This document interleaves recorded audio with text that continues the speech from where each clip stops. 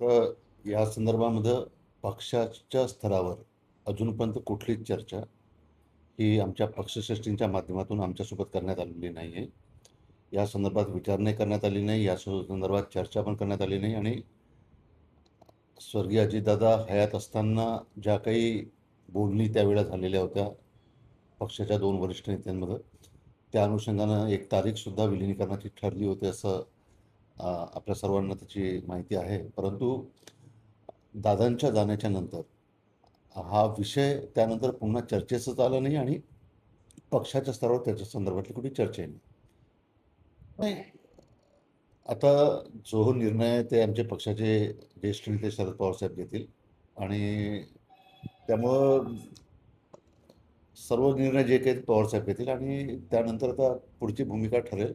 परंतु मला तरी असं वाटतं की अद्यापपर्यंत दादांच्या जाण्याच्या नंतर या विषयामध्ये कुठेच नंतर विलिनीकरणाची चर्चा झालेली नाही आहे आणि याच्यामध्ये काही तथ्य आहे हे सुद्धा मला वाटतं. या संदर्भात मी भाष्य न केलेलं बरं. मी हेच सांगतोय की हा जो निर्णय आहे हा दोन्ही पक्षाच्या वरिष्ठ नेत्यांचा निर्णय आहे आणि ते जे निर्णय घेतील जेव्हा ते आम्हाला विचारतील त्यावेळेला आमचं जे काही मत आहे आम्ही त्यांच्यासमोर निश्चित ठेवू आणि विचारल्यानंतर मात्र निश्चित आमचं मत आम्ही त्यांच्यासमोर ठेवू.